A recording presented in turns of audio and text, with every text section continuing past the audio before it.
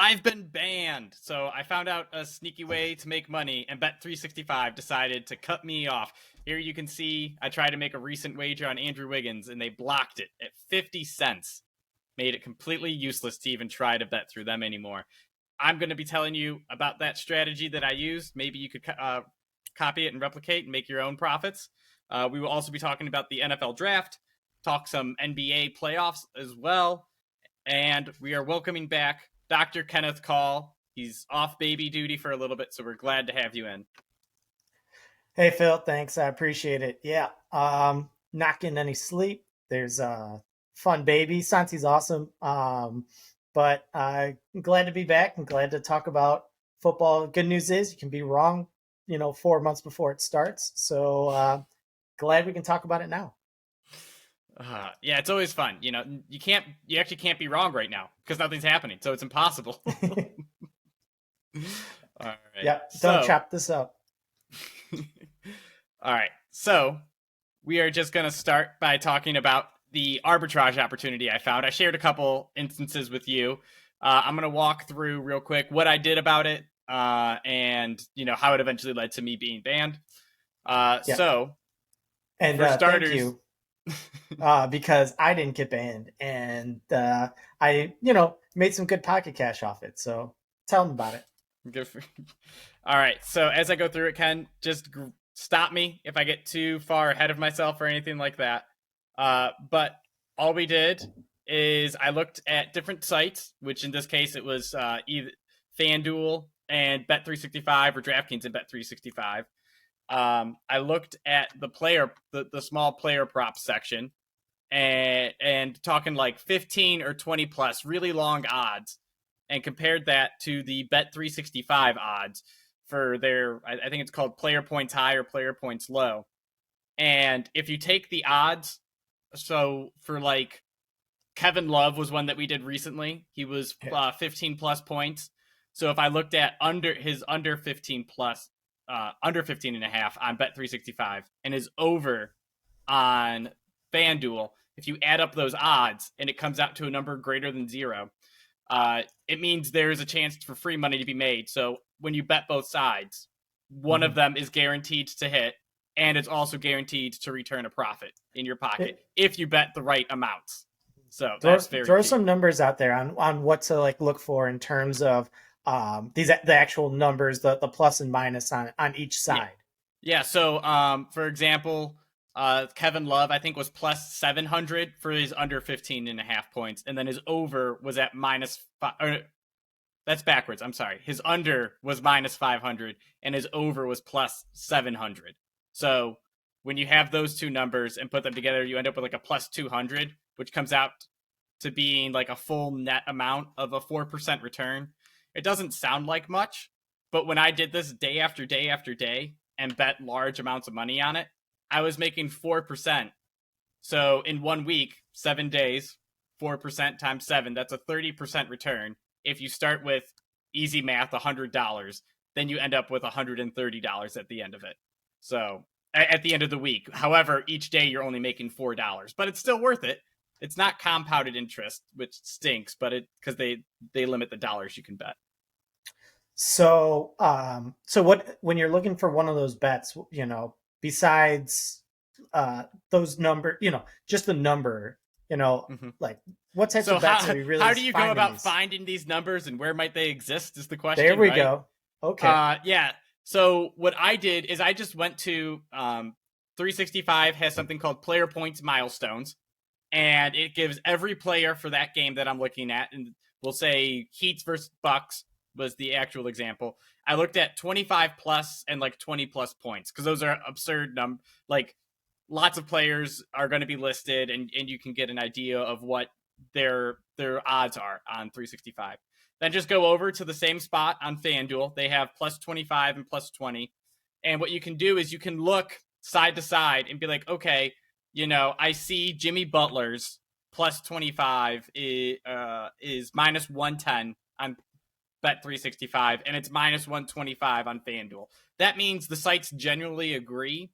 However, when you look at them and you start to see differences where it's like, all right, Kevin Love is listed at, for 15 plus points, he is listed at plus 300 for Bet365. But on FanDuel, he's listed at plus 750.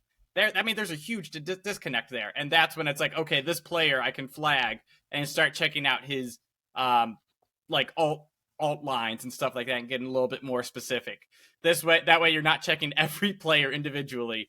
I did that once or twice, and it was just painful to look through each and every detail.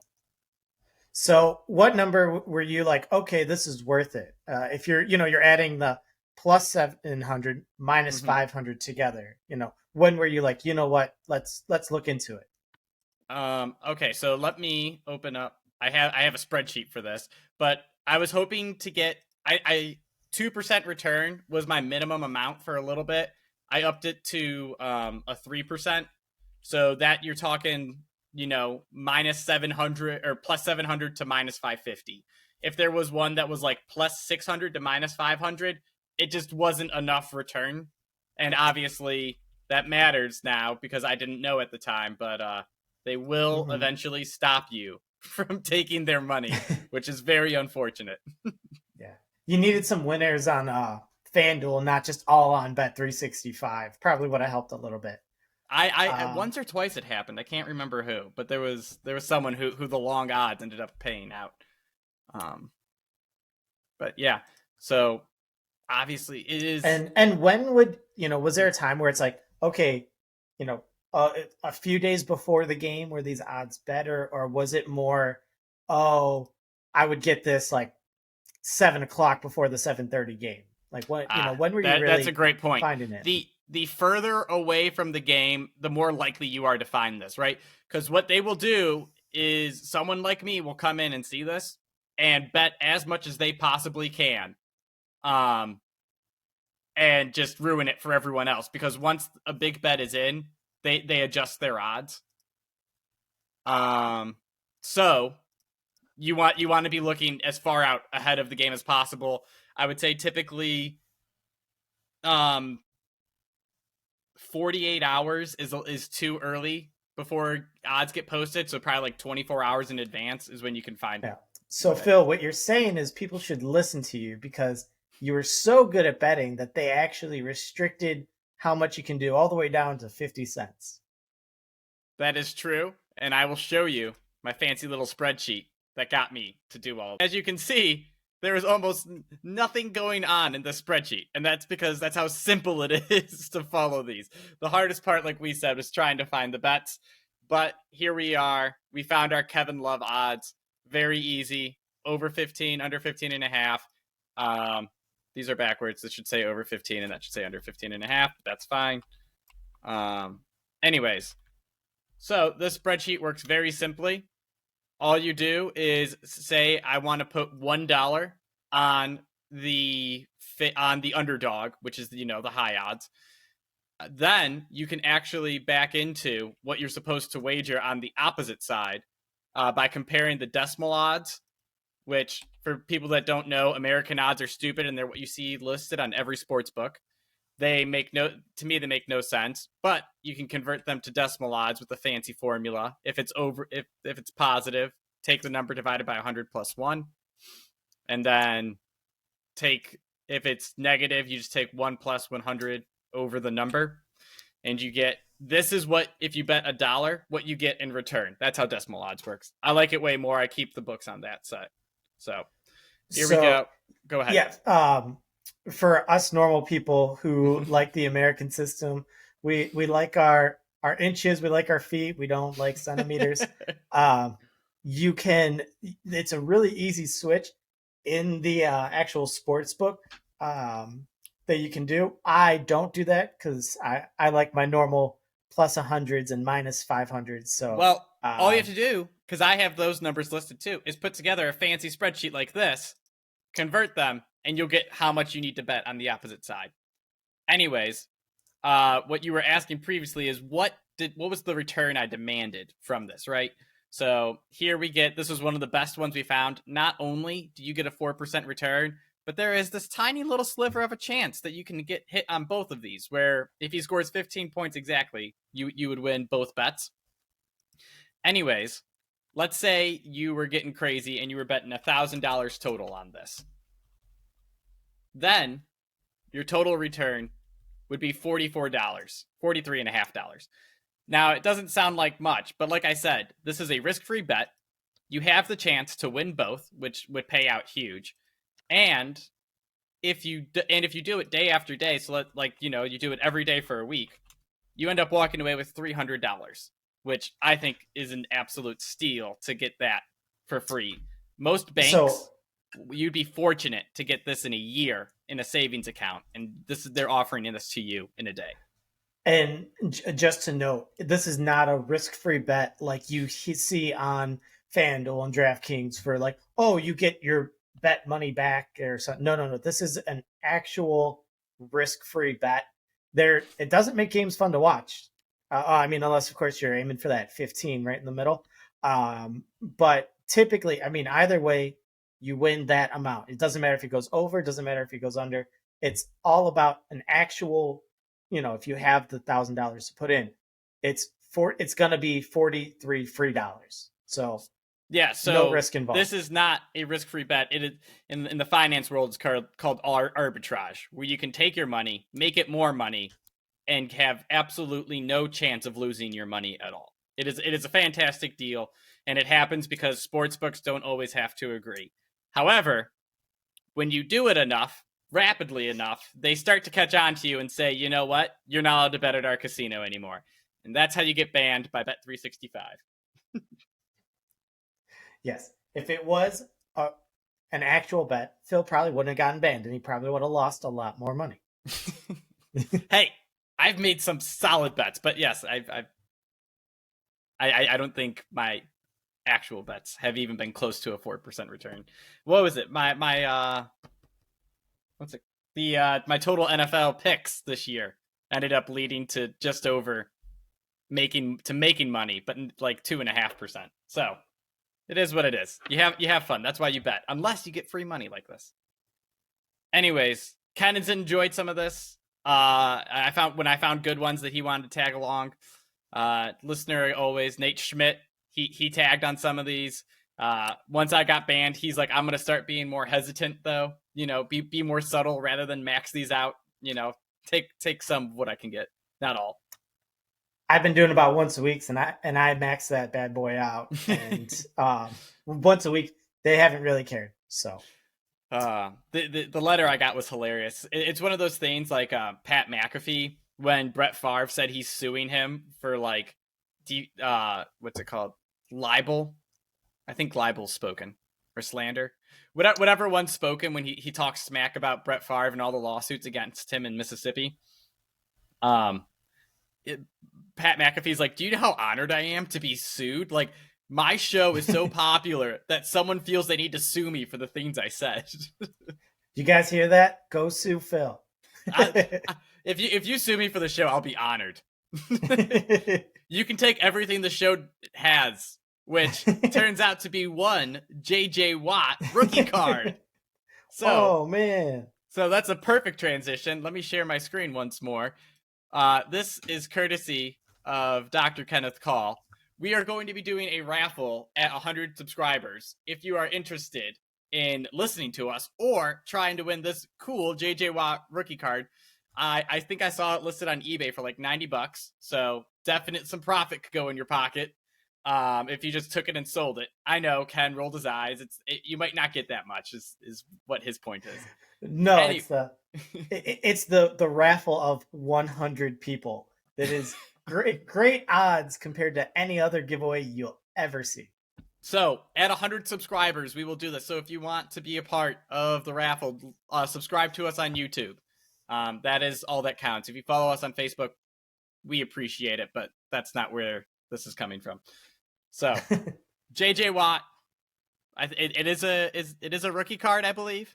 So yes, look, correct. Pretty cool. He's pretty famous for, winning all those defensive players of the years. Booyah. Yeah. Top 2 Watt ever to play football. Dude, he's number 1, and it's not I'm close just kidding. As of right now. He's in the top 2. One is in the top 2. Can't get anything past you. Those are the kind of statistics that make me super pissed. Oh man, dude.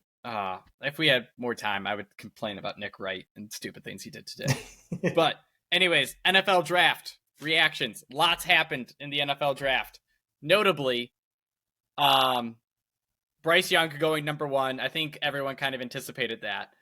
But the Houston Texans made a move to draft 2nd and 3rd, which is so stupid. Ken, what was your reaction to them actively going for Will Anderson like that? I really like when teams pick their guys and say, we're going for it. It's not we'll fall, we'll see what happens. Quarterbacks especially, like a few years ago when there were like 4 like top 10 quarterbacks and people like, just wait and see which one falls. No. Go get your guy. That's the bet you want to make. Now, with that being said, if you have 2 guys in the draft, maybe not super overpay for the second one. That's what I got. So when you say super overpay, like when you look at that draft compensation, and the Texans GM came out and said, like, yeah, we drafted CJ Stroud, so we'd have to offer less in the trade. But they didn't offer less. They still gave up like 2 first-rounders, a second-rounder, all to move up for a defensive end. So just frustrating that they paid a quarterback price for a defensive end is the bottom line. Yeah, no, you shouldn't pay quarterback price for non-quarterback in this league. But at the same time, like I get like they wanted to set up a new team. They wanted their leader on the offense. They wanted the leader on the defense, and things to build around. If I'm a Houston fan, I guess I'm excited. You just paid too much. I don't know how else to say it. Like it's a high price. I mean, what level of success does he have to like really pay for it? And it's quite high, So you have to remember there. So now there is, I think the lowest 2 like Super Bowl odds right now are the Cardinals and the Texans. So if you invert that, that means they have the worst. They have the potential to be the worst 2 teams in the NFL. Next year, the best 2 quarterback prospects of like the last 5 years are both in the draft. There is a chance the Cardinals have a $200 million quarterback on their roster and the rights to the best 2 quarterback prospects there are. Like that is just such a valuable draft pick to have that you shouldn't give it away. All right. And just to be completely contrary to myself, for as much as I love going up and getting your guy, I absolutely love teams that trade and get a ton for these quarterbacks, these high picks. Like the ones that like kind of jump out recently are the teams that moved up for like Marcus Mariota and Carson Wentz, and you just paid and Trey Young or Trey Lance. You know what? Based off of my cards and allotted value for Trey Lance, let's not rule him out of anything. But no, certainly like there's no guarantees. If you want to, if you have a quarterback and you're going to stick with them, get that haul, and also I guess if you have a defensive end, get that haul. Get that haul if you're the Cardinals. Like, Anthony Richardson's there. Everyone was hyping him up, and Will Levis was there too, as we all knew, and it turned to be nothing. But they have the 3rd pick. There are 2 quarterbacks remaining that people want, and you're out there bidding against them. It blew my mind. I'm happy for the Texans. I think they're a team that probably does hit their over in terms of win totals, but betting the 2nd or 1st overall pick like that on you being confident in yourself is not the best move. You still have the worst odds according to Vegas. So, and Vegas is typically right on these things, except when a guy on Reddit says so. So speaking of guy on Reddit and you mentioning Will Levis, I have to say, like the best tweet that I've seen this year. There's a video of Will Levis pre-draft saying, if I'm not going in the first round, high in the first round, I'm not going to actually go to the draft. He goes, you've seen it before. And if, when people start dropping and that camera's just on them all day, that's horrible. He goes, if I think that's going to be me, I'm not going to the draft. Oh, that's hilarious. So he was super confident in himself, and it turns out he was the only one as he just fell and fell. Uh Well, in was it Indy that said if Anthony Richardson's not there, they would have taken Levis. So so I'm oh not dude, not.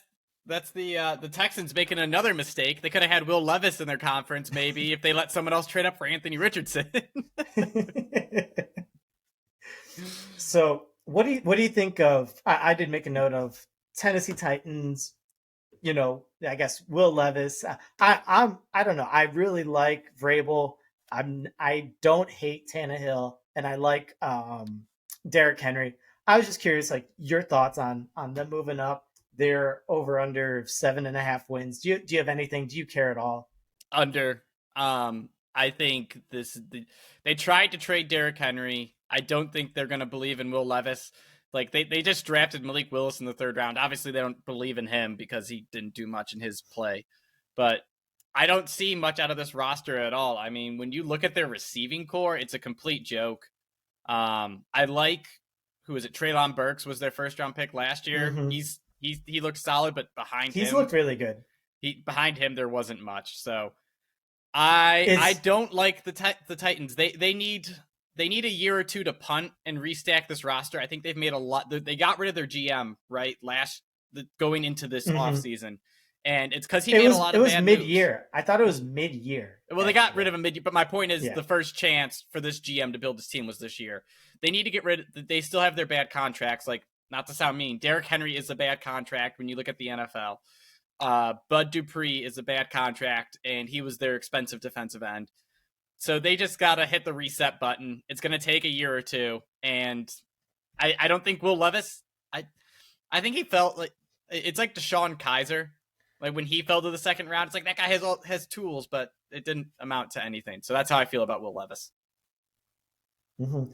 It's the one I'd love to take the 7.5 wins. I don't trust anyone. Obviously, yeah, everyone loves the Jaguars, rightfully so, in that division. Besides that, there's a whole bunch of nothing. I think Vrabel's a good coach, but exactly what you said. I like Treylon Burks. I like Derrick Henry. I think Tannehill's one of those guys who has minimal tools, but can get more of a game manager. He can win games that he should. He can make Besides, the throws that Derrick Henry opens, right? yes, absolutely. And he has like just enough mobility, but that's it. That I mean, they don't have anyone else on their team. I like some of the stars, but and that is, I mean, huge drop off after that. Their Their next, their, defense is like, can Mike Vrabel hype his guys up, and can they like, because they schemed the crap out of the Chiefs on Monday night. They held them pretty well. I can't remember how many points they scored, but it was like a scoreless second half or something crazy. Or mm-hmm. scoreless first half. I can't remember. They took him to overtime with Malik Willis as the quarterback, is all you need to know. And it wasn't because he was scoring. So they can get a couple wins like that, but I am just so low on them. Yep. I have them very similarly to the Giants as teams that really like overperformed last year. Now that being like the Tennessee defense and the Yeah. Giants defense. I mean, And the Titans teams were that, like 8-2 at one point or something stupid. no, honestly, last year, if Tannehill doesn't get hurt, they picked Malik Willis, who clearly wasn't ready. And then after that, Tannehill came back early, and it just wasn't there. The fact that Josh Dobbs almost got them to the playoffs is all you need to know about why the GM got fired mid-season. Yeah. But just like the Giants, I think that defense is, it overperformed. Great. They overpaid Daniel Jones. I don't think they have the tools, and I like both of the unders for them for the season. For what? For the Giants. The Giants and Titans. The Titans. Yeah, I can't. I love the Giants under is one of my favorite bets. But let's go on. Oh, other draft reactions. Sorry, we that's like the first. We only got through like 3 picks right now. There's other people. Anthony Richardson. I have no take besides I hope Gardner Minshew starts all next year. Like for his sake and because I love Gardner Minshew. I mean, lower expectations for Indy, but they're definitely closer to the team that they were in 21 than 22, I think. I think they have solid players kind of throughout, and Minshew's he's that guy who can, he doesn't have the tools to put together these like, great throws, but he can win games. I like Gardner Minshew. Um, I don't know. I think that they'll do a little better than people anticipate, but Jags running away with that one. Yeah, I mean, Jags have one of my favorite quarterbacks. Just flipping through, we are going to be focusing on people who matter for fantasy football purposes because we care a lot about fantasy, and I'm not interested in talking about Paris Johnson, Darnell Wright, Peter Skoronski because it's O linemen. You need three of them to have a good O line. So, anyways, Bijan Robinson is the next major player. He went at 8. A running back, it's pretty shocking given the recent trend of early round running backs and how no one wants to give a running back a second contract. The only team that kind of makes sense for is, the team that runs the ball 50 times a game and throws it 5. So what do you think about Bijan? I think that kind of like you said, I think he's on a good fit for a team that runs the ball a ton. I think that as good as Tyler Algier did towards the end of the year, Cordero Patterson, he's just kind of a fan favorite. I love when he does good. I want him to do good for, who he is and what he brings to a team. But Bijan Robinson's kind of what they need to kind of mask all of the inefficiencies of like when Connor's here. Oh my God, I love how much he hates their coach, man. Dude, the bottom 5 coach in his opinion, dude, he just loves trashing. He's a bottom 2 coach. Yeah, no, Connor, man, he really hates him. Bottom 1 coach, if you're going based on Connor's opinion. Yeah. But God, I love the talent. I like Drake on that team. I like Drake London. I like Kyle Pitts. I like Bijan Robinson, and I just don't see them putting it together. I don't. Desmond Ridder is not an answer. If that's the answer, it's the incorrect one. Yeah, and their other answer is the Commanders quarterback Heineke. Like that's not good. Yeah, I mean, exactly. So, I think Bijan will be an interesting. He'll be an interesting fantasy player on a very uninteresting team. I completely agree. I think the draft stock of Drake London and Kyle Pitts is now burned. They don't matter this year. They're not going to be 1,000-yard receivers. They're not going to be big touchdown guys. I think this offense is going to be exactly what we saw last year. I don't trust Desmond Ridder to do anything. He was a 3rd-round pick for a reason. So, yeah, lots of running, lots of creative running. Bijan could have a great year, but I just hate that they're torching two of the great young receivers right now. Next up, Jahmyr Gibbs. This shocked me. I wasn't shocked that 2 running backs went in the 1st round with all the news around Jahmyr Gibbs recently. But I think it was Matt Friedman I think he's on Fantasy Pros now, who wrote, the Lions have brought a chessboard to the checkers game, or a checkers board to the chess game, because they made 2 picks and all models had like these guys going at the end of the 1st round or maybe into the 2nd. And they're like, you know what? No, we got to get our guys, which works out sometimes, but also I think it's just terrible moves. Anyways, Jahmyr Gibbs, they get rid of DeAndre Swift, I think at the end of day 1 or at the start of day 2. Start of day 2, yep. Yeah, so Jahmyr Gibbs looks like he's the man right alongside David Montgomery. What do you think about them? So, once again, listening to you guys, I know you guys really hate David Montgomery. Yeah. I don't. I think that David Montgomery is much better than Jamal Williams. Much better. Did you know? Yes. Here we go. I'm going to go bad stats guy. Did you know he broke Barry Sanders' rushing touchdown record? I did. Yep. That's fine. Yeah. I think that Jamal Williams, he played a role. He was a plotter. I mean, the most classic. I mean, anytime he got the ball, like receiving, it was because nobody thought he was getting the ball. And what he did with it was nothing special. And yes, David Montgomery is a nothing special running back, but I think that David Montgomery is much higher up in that category. I think that I don't hate him. I think he's a good in between the tackles runner. I think that no, last year we were making fun of the Bears O line all year. They picked up 3 people the week before the season started, and they started on their line. That was 60% of the Bears' offensive line was put together the same week of game, or 2 weeks before game 1. So, what David Montgomery, yeah, I think that he brings something. I get he plays football. He is on the field for sure. Yes. What I don't understand is giving $18 million to David Montgomery and then picking a really high first round pick for a running back. I don't know.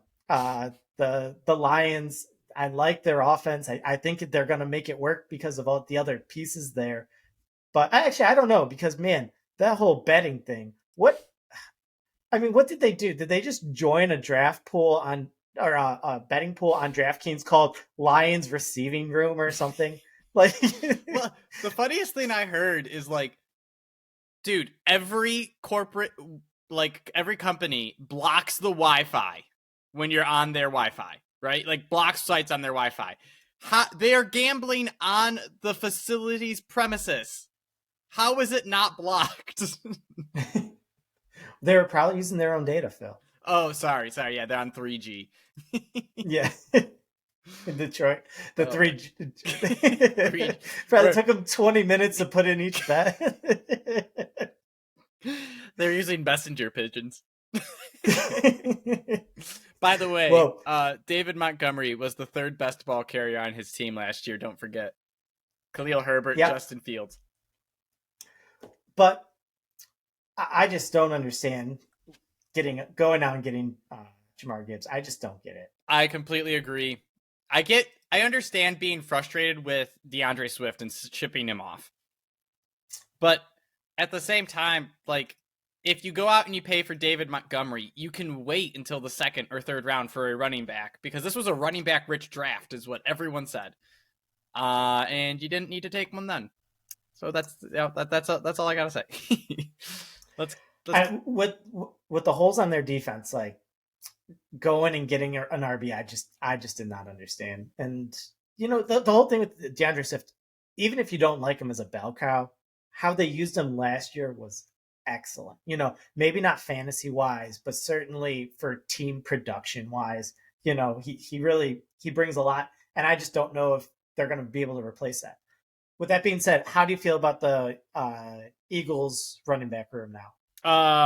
DeAndre Swift is my favorite. Rashad Penny is number 2, and one of them, and they will both be hurt by week 10.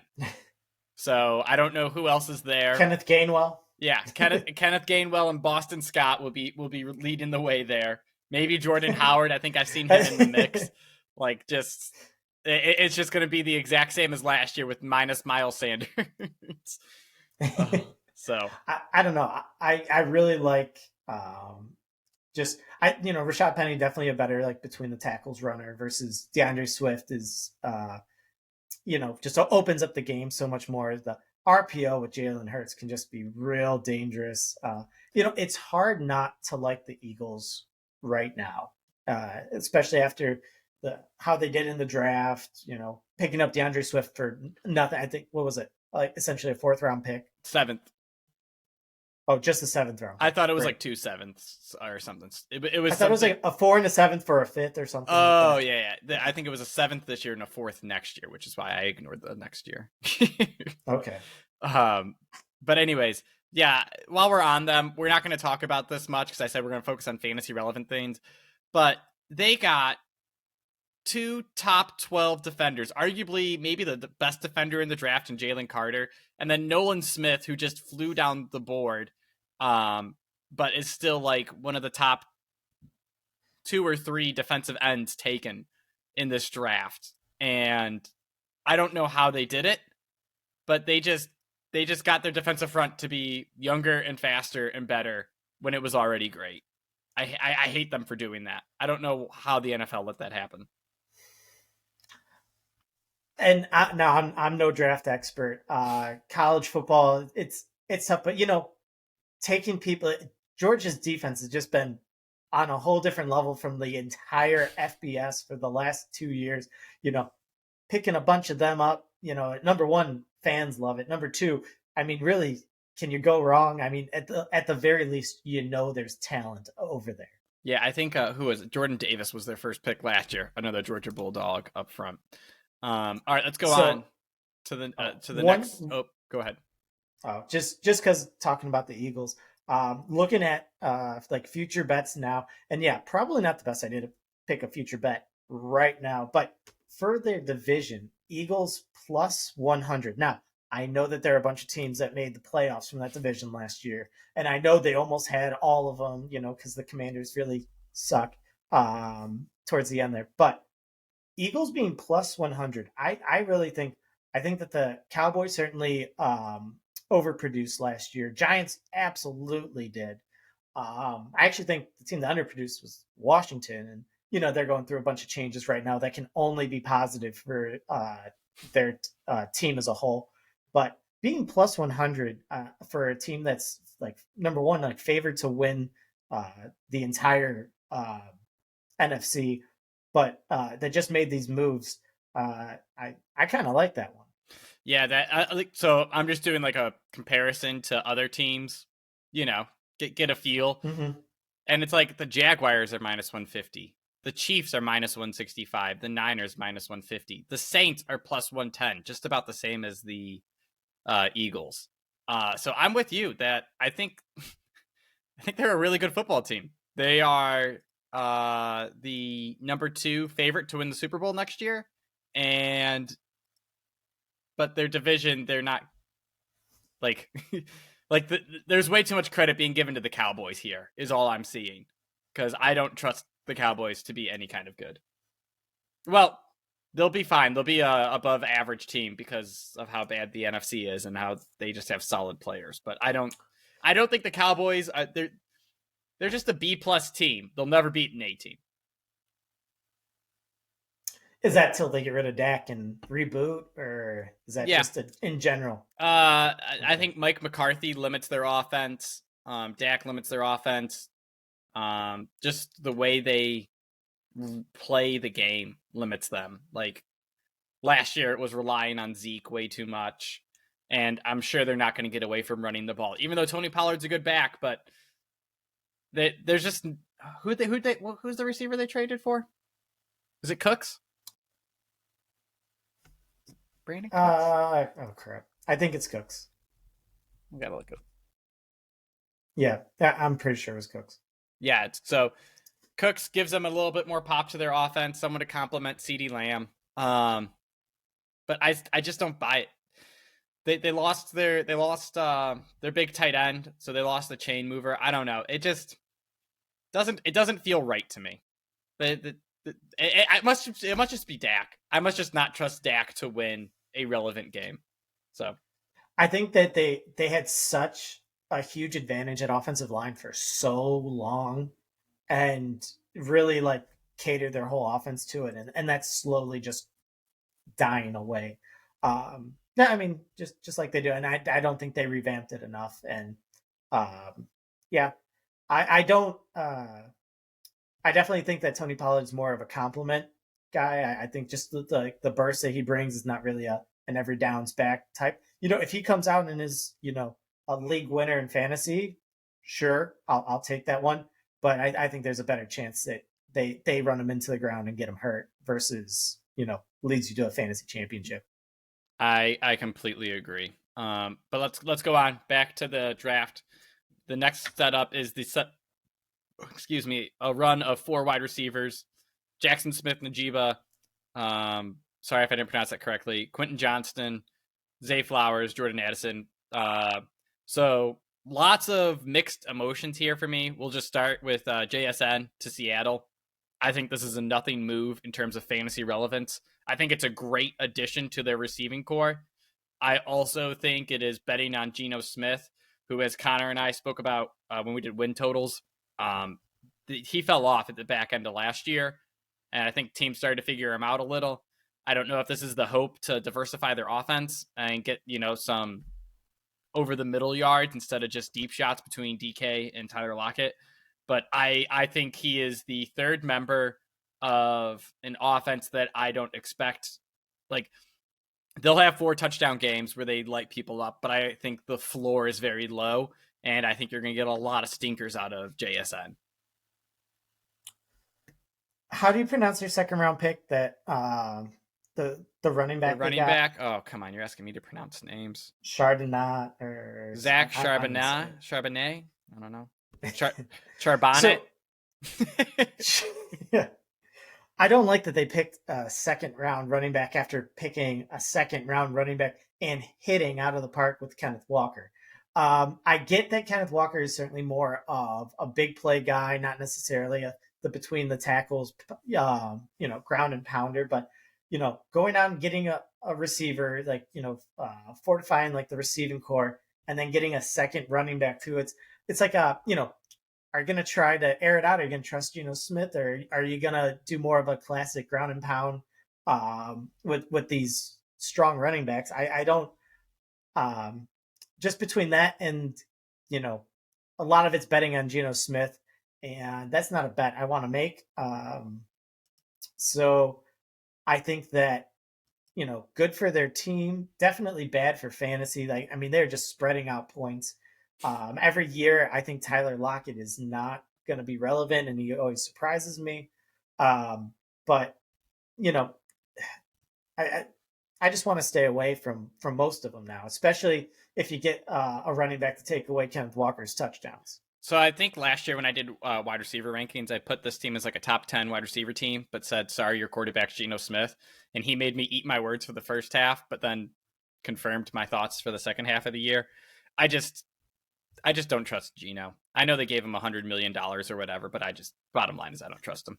Let's go on. Quentin Johnston going to the Chargers. Looks like he is the Mike Williams replacement. Do you know why I say that? Because he is like the same thing as Mike Williams. He's huge. He's fast. He's an athlete.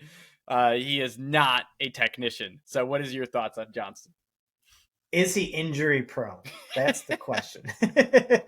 So Quentin Johnston, in terms, if I had to pick someone to have the most receiving yards in this class, I would pick him. Wait, year one receiving yards or total career? Year one. Okay. Year one. So, they made it clear, like, Justin Herbert is a passing quarterback. That offense is a passing team.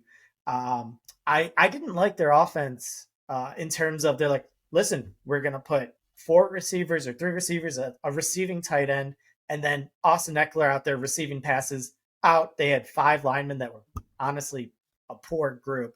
And they said, Justin Herbert, go. There's no protection, and get these short passes out. He passed the ball, 699 times last year. That's a ton. But the whole thing is, he did make some very, I don't want to say, average receivers look very good last year. Who was it? Jordan Palmer? Josh Palmer. I was just about to bring him up, that he was the number 1 guy for multiple weeks due to injury. Sorry. Yeah. But Josh Palmer, and then who was the other, their fourth? I'm on it. There. You just wait. But point being, Keenan Allen has an injury history. Mike Williams has an injury history. Better yet, if they're all out there, great. But I like that the direction. I'm hoping that they have a little bit more of a downfield attack this year, because guess what? When Herbert didn't throw downfield a ton, percentage-wise with 699 throws, but when he did, it looked good. It looked damn good. And so I'm hoping that they start playing to his strengths a little bit. And get more people that you can air it out to. So, there's nothing saying that Keenan Allen getting older doesn't lose a step. There's nothing saying that Mike Williams doesn't get hurt. And, Quentin Johnston can really just, there's a non-zero chance that he leads a very strong passing team is as just their number one receiver towards the end of the year next year. Yeah, I completely agree. I think Justin Herbert had the lowest yards per attempt, or like air yards per attempt or something last year, just because of like the frequency in which he was throwing. DeAndre Carter was the guy that you were thinking of that DeAndre Carter, thank you. he made look good. And if you remember, DeAndre Carter is famous for being a punt and kick returner from the Jets, and then I think he was on the Washington football team. He wasn't on the Commanders. But or a stud receiver for the Chargers. I was gonna say, but last year he comes out, has 500 yards and 3 touchdowns and 7 starts. Like, just a solid play, a solid pickup for intermittent fantasy weeks. Josh Palmer is not the guy. He is a solid third, but like injuries to Williams and Keenan Allen hampered this offense. And now you get Quentin Johnston to be a true replacement or complement to Mike Williams. Either way, it's like, all right, if they're both on the field, who you doubling and who you letting try, play 50-50 balls. And then once Mike Williams gets hurt, at least they have an adequate replacement to throw the ball deep. So I'm with you. I like what this does for the Chargers as a whole. Next up, Zay Flowers going to Baltimore. Baltimore doing everything they can to revamp their offense. This is like Odell comes in. I don't know if Antonio Brown's actually there. I saw the Twitter post, but I don't believe it. You get Rashad Bateman. No, don't believe that. And Antonio Brown was the one that said it. Yeah. Don't believe it. You're not going to trust Antonio Brown about where he plays football? Typically, I trust the players the most about where they play. No. Wait, real quick on Antonio Brown. Did you see that he's a partial owner of as a Canadian arena football league team or something like that, and none of the players got paid? He just didn't send out paychecks. Oh, I love it. He's just always making the world giving the world a smile here and there, except for the players on his teams. But anyways, what was I saying? So now you get Rashad Bateman, Odell Beckham Jr., Zay Flowers, Mark Andrews. That is 2 first-round picks, Odell Beckham Jr. and Mark Andrews. You just spent 200. Maybe a healthy J.K. Dobbins too, just in terms of weapons. But like you spent $250 million on your quarterback, and now you're going all in on his receiving core for the first time. What are your thoughts? I am going to say very meh on everything for me. Sorry, Lamar Jackson did say he wants to throw for 6,000 yards with all the weapons he has. His words, not mine. Never heard a quarterback say, "Yeah, I really want to run the ball, though." But I like, once again, I like the effort. I like trying to get Lamar Jackson happy. Way overpaying Odell Beckham, a guy who's coming off of twice torn ACL, who didn't play for a year. Rashad Bateman coming off, foot injuries, and they do take a while to heal, but at the same time, you do get back to pretty close to, your 100% like play activity, especially a younger guy like Bateman. But I mean, I like their weapons. I think that especially last year and the year before that for the Ravens, they kept getting hurt, and it's not just Lamar Jackson; it's their entire team. 2 years ago, I think literally their entire defensive backfield was out. Like they were they were on like 8th string guys. Mm-hmm. And towards the beginning of last year, the Ravens, the only games they lost, they were up by double digits in the fourth quarter. They just blew it.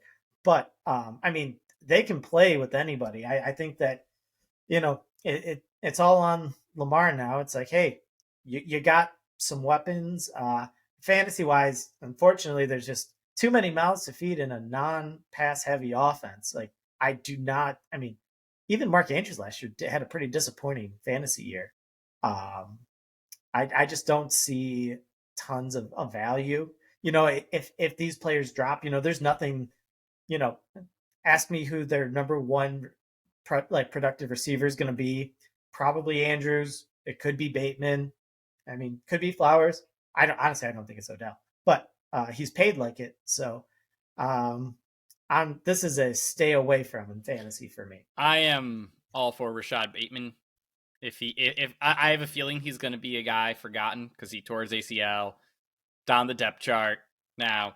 But the reason I like him is because he's their deep threat, and he's the one that, after running the ball all game, breaks free for the deep pass. So I like Bateman for that reason. I don't like Zay Flowers. Zay Flowers was a guy going into the draft that I did like a lot. He is a very good technician, but he doesn't fit into the Baltimore offense. They don't need a good slot receiver. That's what they have Andrews for. That's what they have a run game for. Like, that's how they move the chains. They don't need that 150 target guy who's going to average, 7 yards a catch or something low. So I think Rashad Bateman is the guy they need in general on the team. I can see Odell having an impact, but not a big one. I mean, how many times can you tear your ACL before your leg stops working? So, well, just real quick, Rashad Bateman was a foot injury, not an ACL. Very important for the year coming back. Okay. So yeah, I'm even higher on him now. There you go. Good. All right, Jordan Addison, the last one. This is the interesting one. I believe, if I have this right, he is famous for being super tiny. He's 5'11", 175. He plays slot receiver. That is not very big. I have not been the best about my weight, and I currently weigh more than him. So he's coming in, 23 years old, to be the slot receiver, replacing Adam Thielen. I think this is an appropriate move, but I think it's the wrong move, and I don't think he's going to have much of a fantasy impact. What do you think? Crap, I'm sorry. Can you help me out with the other receiver there? Obviously not Justin Jefferson. KJ Osborne. I thought you were talking about JJ. I'm like, dude, come on. No. So obviously JJ, he's number 1, 2, and 3 on that team. I think KJ Osborne did fine when Thielen was there. Coming from a guy who picked him up when Thielen wasn't there a few times in fantasy, just to be let down, I'm not super sold on KJ Osborne.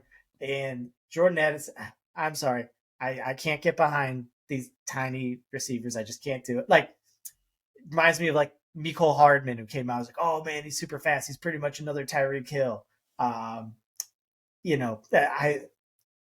just don't buy it. I think that nothing's going to change the fact that Justin Jefferson's there. It'll be interesting to see what happens with Dalvin Cook. I love a guy who's not willing to take a pay cut. I mean, Alexander Madison's there, but I don't think he's Dalvin Cook. Really, it'll be interesting to see what they do. Once again, in terms of a fantasy, not my big take from this was, we have been spoiled with first round talent at wide receiver and first round fantasy production the last few years. Going back, Justin Jefferson completely killed it. Jalen Waddle, he was overshadowed by Ja'Marr Chase. In last year, Olave did just fine. Garrett Wilson, depending on who his quarterback was, did really well. Drake London started off the year looking like the big thing. Yeah. I just don't think. Now, I love Quentin Johnston. He'll be my highest one, but I don't think there's no Ja'Marr Chases. There's no Justin Jeffersons. I know, probably not the boldest thing, but point is, I don't think you're going to see nearly the fantasy production from the first rounders this year as you have in the last few. So a couple of guys, this is beyond. So if you want to throw commentary, you're welcome to. This is after the first round, but guys that I think are important to note. Number 1 is Jonathan Mingo. He's the Carolina second round pick, pick 39. I don't know much about him, but that is a team in need of a wide receiver. And if he can connect with Bryce Young early, that could be an important connection. A guy gets more targets than you expect. And then the other one, yes, there's only one other one that I'm interested in, and that is Tank Dell for the Texans. He is CJ Stroud's slot receiver. And he had a lot of good news coming about him going into the draft. So I think this is a team that needs, someone to catch the ball.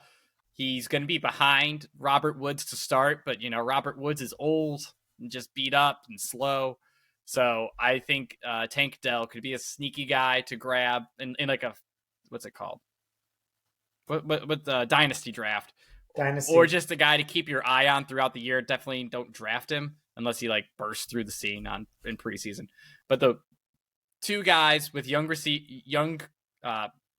rookies with young quarterbacks who can build a connection, at like OTAs and just like the rookie training camps and everything that goes through.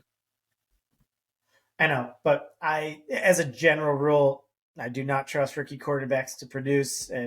Honestly, if you're not Justin Herbert or Joe Burrow, recently it hasn't been there. Look at Kenny Pickett last year. He ruined fantasy for a whole team. Don't be ridiculous. Ask another guy, Connor. Sorry, Evan. At Canada. That's who ruined that team. Well, but point being, I typically stay away from those types of players, but I like, long term, I could see those, those guys being good. So Dynasty, stick with them. Well, in Dynasty. All right. We are just about at an hour minus the part I have to cut. I think we're going to skip out on NBA playoff talk just because give you your night back. And also the Warriors are playing the Lakers, and I kind of want to watch that. So, okay, 2 seconds. Who do you have or who's in your championship? What two teams? Okay, well, give me a second to think. So, layups, Chiefs, and the Eagles. No. NBA championship. Awkward. Sorry. So awkward. It's coming up. Yeah. That's embarrassing. I agree, Chiefs. Give me the Warriors versus the Celtics round 2. Same as last year. I hate the Nuggets. I thought the Suns were going to beat them, but they have looked awful. And the Nuggets are going to breeze by them because they actually play basketball and the Nuggets don't, and the Suns don't. Whoever wins the Lakers-Warriors series makes it there, though. And then the East, it's whoever wins Sixers, Celtics, and I think the Celtics are just better. What about you? I would, as much as I would love to see Miami and Jimmy Buckets make it. Big Kevin Love fan. Love to see that he's relevant with the team after the Cavs threw him away without having any depth. Dude, Zach Levin texts me. He's like, Kevin Love and all those hustle rebounds becomes one of your favorite players. And I go, dude, there's no way he could box out Mitchell Robinson. And then he only played like 15 minutes in game 1, but he like kept Mitchell Robinson off the glass. I'm like, that is exactly what we needed. That was exactly what we needed. Yes, a 3-and-D guy who can box out. 3 and rebound guy. There we go. Perfect. Good point. Anyways, not defense. As much as I would like to see them, no, it's the Celtics for sure. And I disagree. I want to see the Nuggets, mainly because I like Jokic. I am the leader of the anti-Jokic club. So I see on Twitter all the time. The real MVP came out last night or 2 nights ago, and that's when Jokic went nuts for like 35, and Joel Embiid 39 and 17. Yeah, and Joel Embiid didn't play, and the Sixers won. They're like, dude, someone put like, real quick summary of MVP stats: Jokic 35, 17, blah blah blah. Embiid 0, 0, 0, 0, 0. Who's the real MVP? There is a non-zero chance that Anthony Davis and the Lakers play the Nuggets in the Western Finals, and Anthony Davis completely embarrasses Jokic and can actually shut him down and score on him. Dude, definitely a possibility. Like, I'm trying just like anybody, because the Nuggets have so many flaws, but they just play like good, clean basketball. So a team like the Lakers would just be like, okay, fine, we're just gonna stop you. We'll leave Aaron Gordon open for 3. So I'm with you. It's either the Lakers. I know you want the Nuggets, but it sounds like you're leaning the Lakers if they did match up.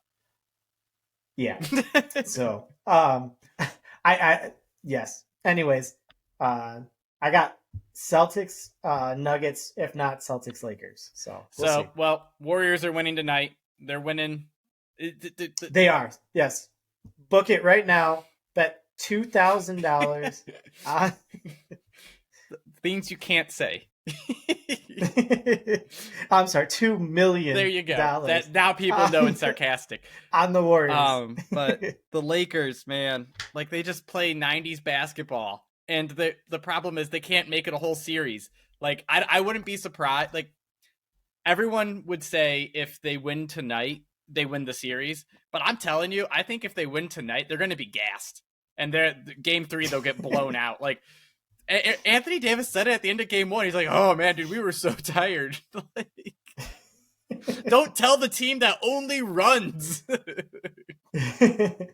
gotta tell you, LeBron looks old, man. He's the first time like I see him, and all the time he's just walking down the court, totally fine with D'Angelo Russell putting up whatever shit shot he's doing. Dude, the tie game was it?